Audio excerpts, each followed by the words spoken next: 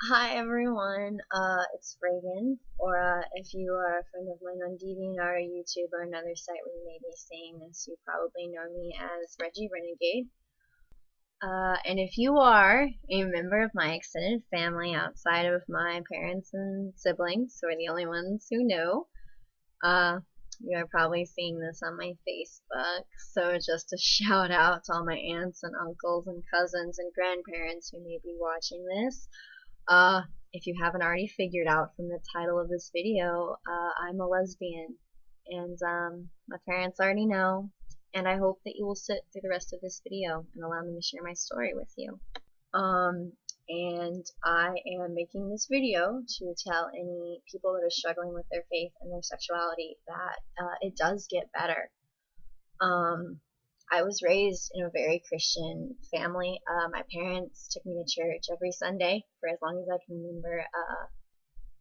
So I was raised very Christian, and in that environment, I never really understood when I was younger what being gay really meant. People didn't explain it. I was really only raised with this idea that it wasn't good to be gay. It was just something that you shouldn't do. It was on a long list of these are what you do not do, or God's going to be very disappointed with you. In some cases, there are people like some of the more conservative family members who say if you do those things, God hates you.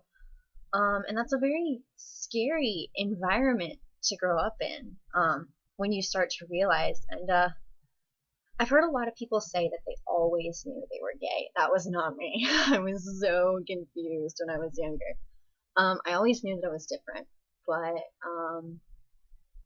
so, I was always kind of different. I didn't always fit in. And so when I started to notice that there was something else different about me, that was just kind of like one more thing I didn't want to deal with, because you want to be normal, you want to fit in, you want to make friends.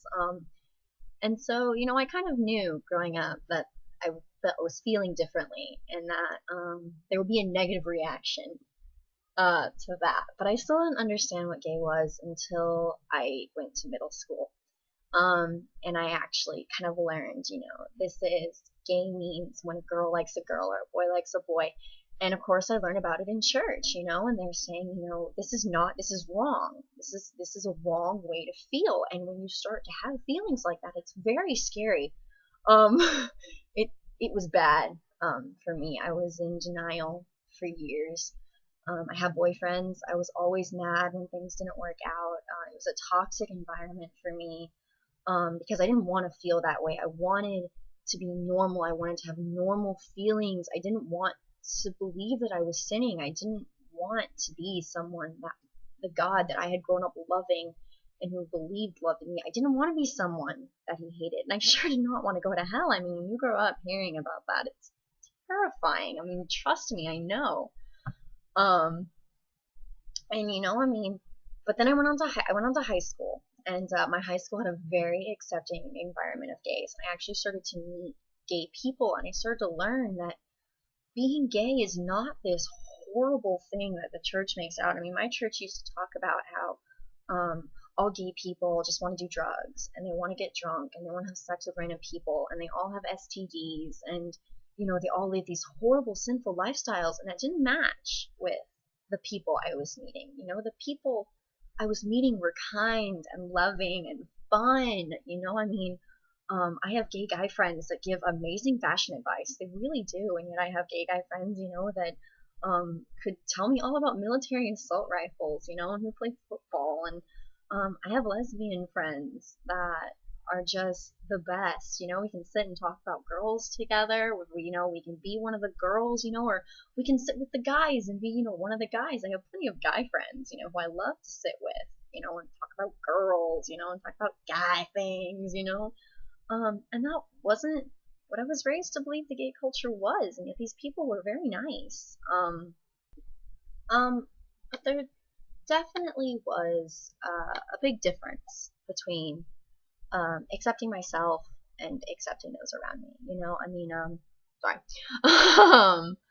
It was one thing for me to accept that I had friends who lived this lifestyle, and to accept that that was a lifestyle that I could live. With my friends, it was very easy for me to say, these are my friends, I like them, I care about them, I enjoy hanging out with them, but I don't agree with all their decisions. And that's something that you can say, because I mean, I have friends that enjoy drinking and they're underage, and I don't agree with that. I have friends that have casual sex, and I don't agree with that. I have, I have friends that do all sorts of things that maybe I don't agree with or I don't approve of, but I don't judge them for that. And so, that was kind of the situation here. But that was a big difference between accepting that they could feel that way and that this was the way I was feeling. And of course, by this, I'm in high school. I was in theater. And the theater, of course, is a very accepting environment of homosexuals. And so it led me into an environment where suddenly it was okay. This was just the way you were. And I started to hear, that you were born this way. It's a genetic thing. You were made this way. And that was never something that I heard when I was growing up in church. In my church, it was very strongly believed that this was a choice that you were making. You were making a choice that defied God. That there was maybe even something wrong with you. And that's so destructive to be told by these adults that you look up to. Especially with me, I went to the same church always. Throughout my entire life, I've gone to the same church, and I've had the same pastor and the same youth minister and the same Sunday school leaders. I've grown up with the same people. And these people who I looked up to, who I had learned so much from, these people, these children that I had played with and I'd grown up with and watched grow, were telling me that there was something wrong with me and that they would not love me anymore if I was this way. And that's not something that's good to hear. It was very depressing. And that, of course, piles onto the fact that, I grew up in a home where, my parents said, you should not do this. If you do this, it's very bad. They made a very good point of saying, we will not accept a gay child. We don't want a gay child. That is wrong. That is a sin. And this really kind of set me into a self-destruct mode by the time I was in high school. I had several boyfriends that things hadn't worked out with because I wanted to believe that I could fall in love. Like I said, I always had my nose in a book. I was always reading these love stories about people falling in love, and these guys and these girls, and they're in love, and they hold hands, and they kiss, and it's cute, and, the guy turns out to be a vampire, and it's horribly romantic, and that was what I did, and I wanted that. I wanted to fall in love. I wanted to be with that one special person that God had picked out for me. More than anything, I wanted to be in love, and when that didn't happen, I felt like it was my fault, like I wasn't doing something. There was something that was wrong with me that was keeping me from this. And I forced myself to believe that, maybe this guy I was dating was the one and that we were in love, and, because I didn't want to believe that I wasn't interested in men. I wanted to believe that I was. I wanted to believe that I could make myself be interested in guys. I didn't want to be different. I didn't want that. And this really set me into kind of a self-destruct mode by the time I reached sophomore year. And it was around this time that I really, I can remember the first conscious thought I had when I first told myself, I will not be gay. I can remember it. And that moment when I first started denying that I had these feelings and I acknowledged that I had them, partially for a moment, there was this great feeling of relief because I finally acknowledged that, yes, I am feeling something. But at the same time, it was terrifying. I remember I burst into tears and I started crying because I was so scared. I just couldn't comprehend it in that moment. And the relief was very short-lived because after that it just became this weight. And eventually I told myself, you know what, you can feel this way, but you won't act on it. I told myself, I can change. I can find a way to make it work. I can find maybe one guy who I can make it work with. I can force myself to feel a certain way and I'll just ignore this. I will change. I'll pray about it. I'll do whatever it takes to not feel this way. And that was such a heavy weight. I was never happy. I can't remember a time in my life where I felt more depressed. And eventually it just formed this weight where I started to think, if this is the rest of my life, I can't do this. I remember there were nights where I would cry and I would scream at God. I would say, I can't handle this. You are asking too much of me. This is not a life that I can live. This is not something I can deal with. I can't do this for 60, 70 more years. And I did contemplate suicide at times. And I was an active cutter. I practiced self-harm because I thought I needed to be punished. I thought there was something wrong with me, and at the same time, I guess it felt good to have some sort of outlet, but that was not a healthy outlet. That was very unhealthy, and my friends were becoming very scared for me. They didn't know what was going on. They were like, Reagan, we know something's wrong with you. My parents knew something was wrong with me, and I came up with reasons. I was like, oh, it's this, anything to keep them from figuring it out. And I finally had several friends that had suspected, who did figure it out, and I realized I had people I could talk to. I started to open up to people. I started to talk to people. And one of my friends, who I am eternally grateful, turned me on to this amazing book called The God Box by Alex Sanchez. There we go. Still figuring out the webcam. This book changed my life. It's a story of a boy named Paul who is in high school in Texas. Texas man. Texas girl. Very proud of that. Very proud. Who is going through the same things I was going through. He was a devout Christian. He didn't want to sin. He wanted to love God. He wanted to live a good Christian life. And he was struggling with these feelings. He was struggling with a girlfriend that he didn't feel any sexual attraction to, which I could totally relate to with my boyfriend, who was trying to force himself to be something he wasn't. The entire story maps out his spiritual journey to show that he accepts who he is, and that he learns that God does not hate you. God loves you. God made you to be this beautiful creation, in his own image, this beautiful person capable of amazing things, of amazing love, not only for him but for others and for yourself. Most importantly, loving yourself as you are, as he meant you to be. And this book blew me out of the water, and it had these great commentaries on all these verses that are used, such as the story of Sodom, or the sections in Leviticus saying that being gay is a sin, or the section in Romans. It had this great new look that I'd never really looked at those verses. I'd accepted it. I just accepted what people told me. I said people say this is wrong, and I accepted that. I didn't question it, and that's the first wrong you can make right there in religion, is to not question, to not seek your own spiritual depth.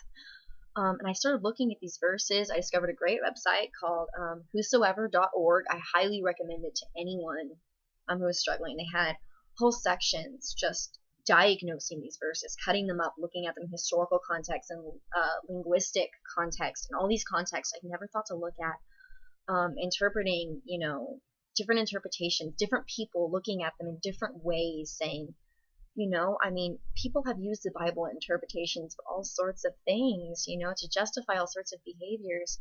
And they were saying, people used to say that the Bible justified racism, and now they're saying it justifies being a homophobe, and hating gays, and that God hates gays. That's wrong. God doesn't hate anybody. You show that this isn't something wrong that you are feeling. This is not a problem. I did my own research. I prayed. I went on this great spiritual journey that I don't have time to fully get into. It was boring. It was well, it wasn't boring, but it was long. It would probably bore a lot of you people because it was a lot of me just, finally accepting this is the way I feel and saying, God, what do you want from me? What do you want me to do? What is your plan for me? And it was a very gradual process. It started bit by bit.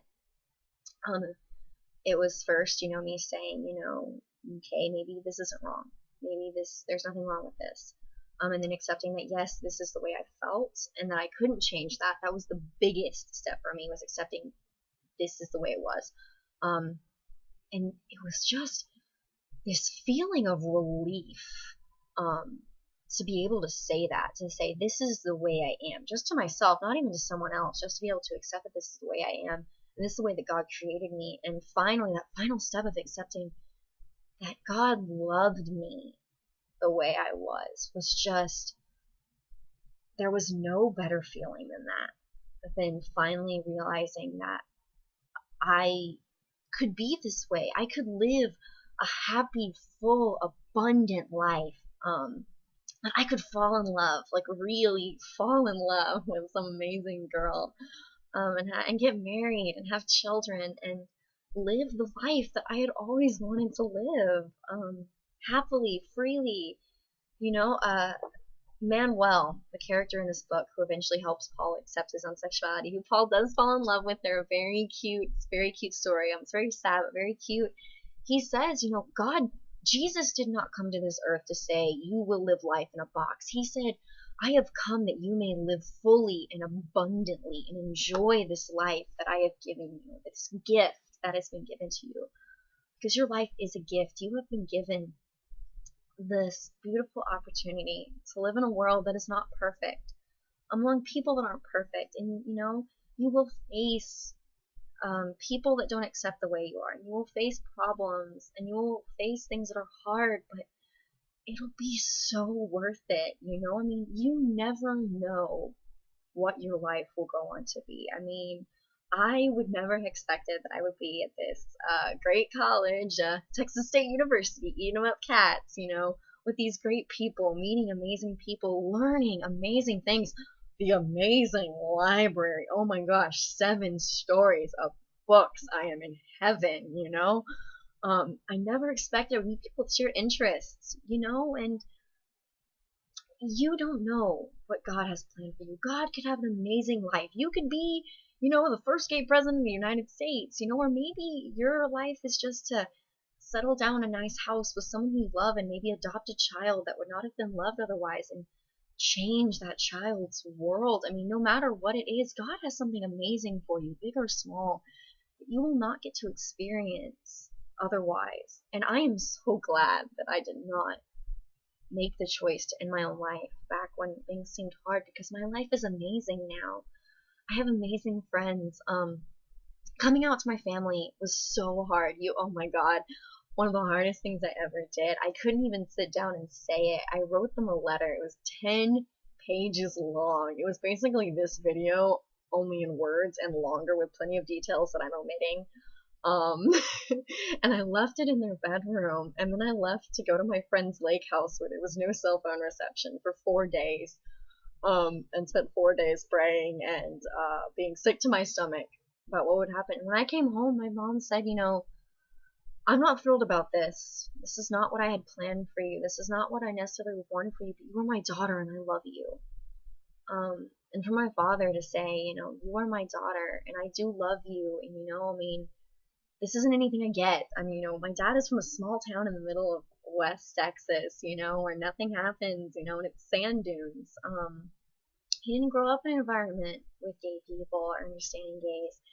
And yet he said, I am willing to work on this. I am willing to work with this, with you, because you're my daughter, and because I love you, and because ultimately your parents are 2 of the only people in this world that will always love you, no matter what you do. If you just completely mess up and end up in prison, you can count on your parents to visit you at least once, to at least write you a letter.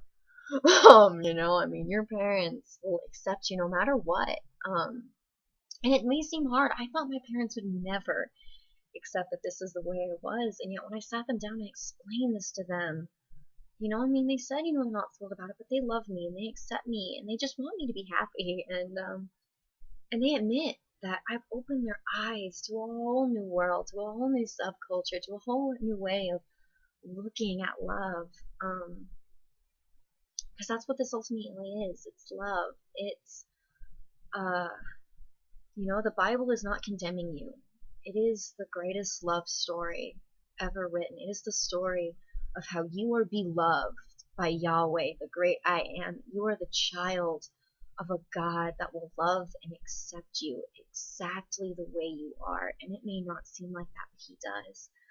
And He loves you more than I could ever tell you, than I could ever say. And He has put you on this world for a great reason, with people that love you, with people that will help you get through this. My friends have been so supportive, They were in days where I thought I was going to go nuts, and they have been there to support and love me. And I have met amazing people on this journey that I would not have met before. I've had opportunities I would never have had before. When I was a senior in high school, my theater director came to me and said that the school wanted to do a series on anti-bullying.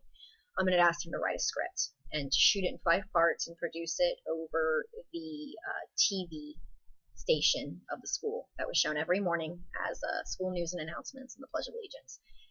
And he came to me and he said, Reagan, I want to do a series about a lesbian girl that is being bullied, and I want you to share that with people. And I was amazed at this opportunity. I jumped on it, and I realized, yes, this is basically me outing myself to about 2,000 students who I don't know, and there will be plenty of them who won't like it. And at first it was hard, because I thought, well, this is going to make me, whenever I walk down the hall, I'm going to be that gay chick that's on Eagle Eye. And I was that gay chick that was on Eagle Eye. I had people that would call out to me and be like, hey, what are you doing? And I had people who didn't like it. I had people that called me names. I had people that said that they didn't support what I was doing. And that was hard. And yet I can still remember this one girl who came up to me in the hallway who I'd never talked before. And she said, you're that girl on Eagle Eye, right? It's like, yeah, that's me. And she was just like, I just want to tell you that you are so brave and that I love what you're doing. And she told me about how her brother had just finally legally married his partner of 7 years, I think she said it was, and how she was so happy that someone was standing up and advocating this and saying treating these people this way is wrong, and that these are people with families and goals and jobs and friends just like you. That these are people, and you should treat them like people. And I was amazed that I could even touch just this one person. I had so many other people that came up to me and said, I am so glad that you're doing this. I am so glad that you're standing up for this and saying what you believe in, and that you are saying, that we are people and that we deserve to be loved and be seen equally in society. And just the fact that I could reach just as few people was it made it so worth it. And that was an opportunity I would not have had. Even making this video, if I can reach just one person out there, if I can just help one person that is struggling with this, that'll make sitting here for the last 20 minutes spilling my guts to the internet so worth it. And you have that opportunity too. You can help so many people. The world is full of people that will love you just as you are, whether you are gay or straight or lesbian or transgender or asexual or pansexual or trisexual or a drag queen or any number of things the LGBT community has included in the last couple of years. This is a community of acceptance and love.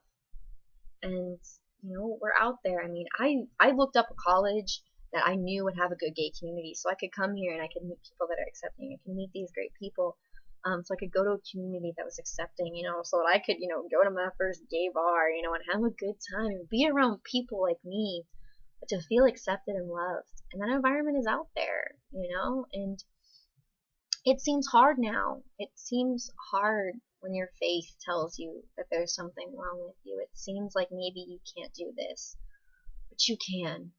You are so much stronger. You have so much to give. There is so much love out there if you are only willing to go out and find it. There is so much acceptance, and you have a God that is willing to sit with you through every second of that journey, and who is perfectly willing to love you and accept you and be there for you. I could not have done this without the strength of my God, and I am not ashamed. I am not ashamed to say that one of the only reasons I am here is because of that. If it was not for my Lord and Savior Jesus Christ, I would not have made it through these last few years. So pray. Do your own research. Look within yourself. I know that sounds cheesy. I know it sounds stupid. I'm a philosophy major, so I know that probably sounds really stupid coming from someone like me who sits all day sitting around talking about the nature of the universe and God and my feelings. But you can do this. You can tough it out. You can make it through this. Because I believe in you. Because there are millions of other people that believe in you. And because God believes in you. God bless.